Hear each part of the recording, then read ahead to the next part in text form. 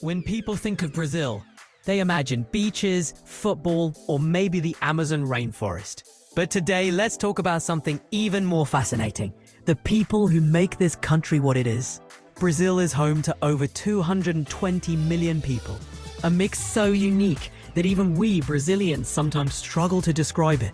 You'll find descendants of indigenous peoples, Africans, Europeans, and Asians, all part of a story that started more than 500 years ago. From the Amazon to Sao Paulo, from the sunny northeast to the cold south, every accent, every face, every dish tells a piece of our demographic history. Understanding Brazil's population is understanding how this massive country came together, how different cultures blended, how migration shaped regions, and how numbers reveal who we are becoming. So grab a coffee, relax, and let's dive into the demography of Brazil, a journey through numbers, history, and identity.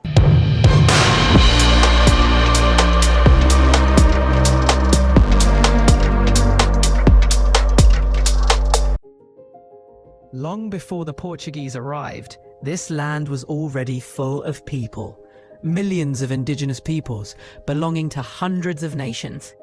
Among them were the Tupinamba and Guarani along the coast, the Ticuna by the Amazon, the Yanomami in the far north, and the Pataxó in the Atlantic forests. They spoke over 1,000 different languages, from the Tupi-Guarani, Macro-J, Arawak, and Carib families.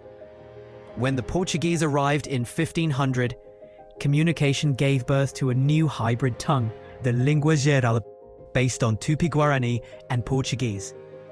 For centuries, it was the main spoken language of colonial Brazil. But colonization also brought suffering. Many indigenous groups were wiped out by violence and disease. Yet many survived.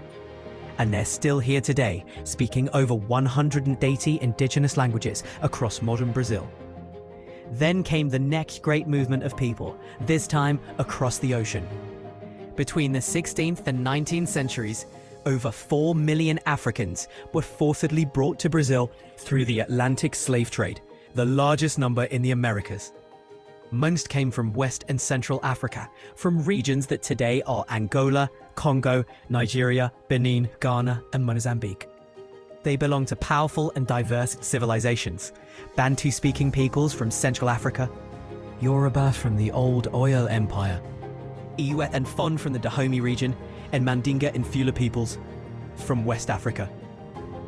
Each group brought its own languages, religions, art, and rhythms, which blended and reshaped Brazil forever. From the Bantu languages, we inherited words like Cafune and Moleke. From Yoruba traditions came Candomblé and Capoeira, blending faith, movement, and resistance.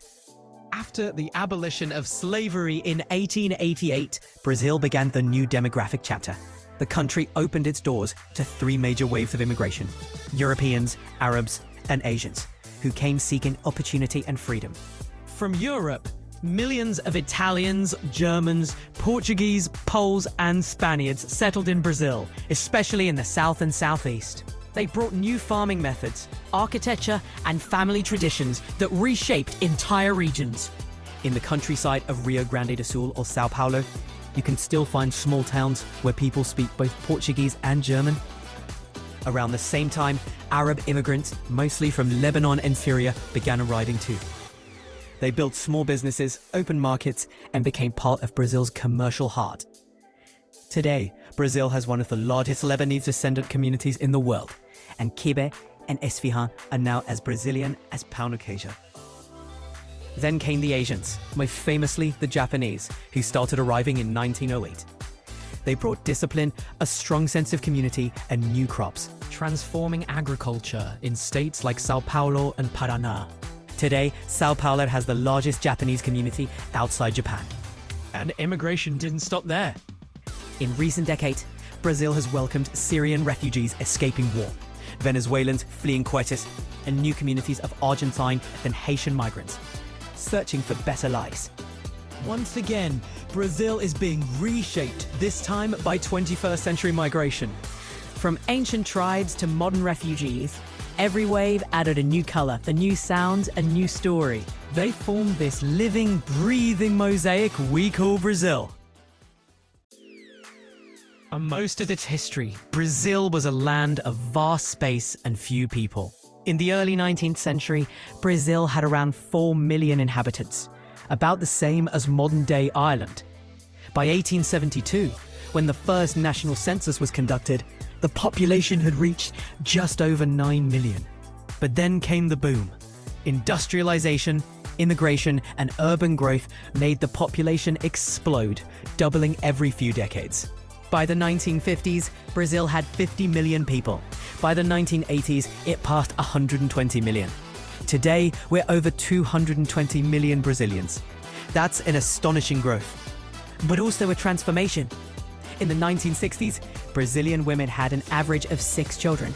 Today, that number is fewer than 2, one of the fastest fertility declines in history. What happened? Urbanization, women's education, access to healthcare, and family planning changed everything. As families got smaller, life expectancy rose.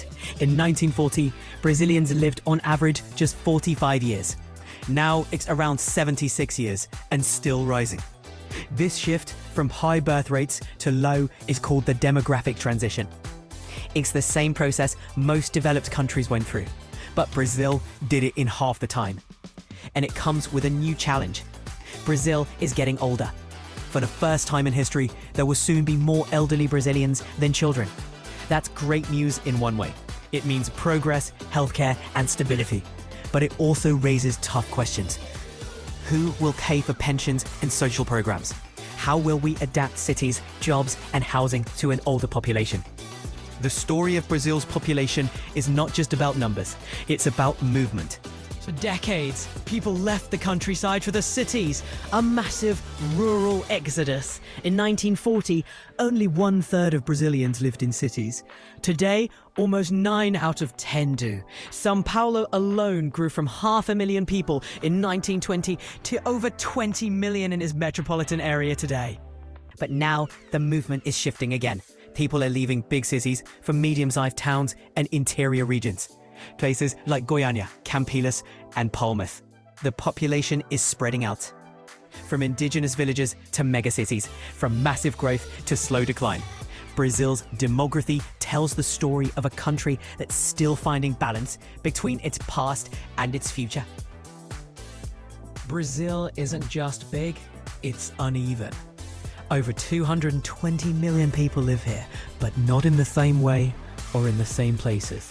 Most Brazilians live along the coast, especially in the southeast, home to cities like São Paulo, Rio de Janeiro, and Belo Horizonte.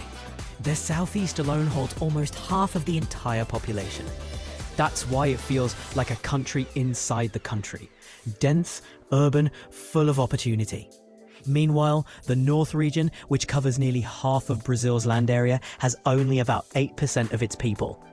It's the land of the Amazon rainforest, rivers, and long distances, where small towns and indigenous communities live side by side with growing frontier cities. The Northeast tells another story.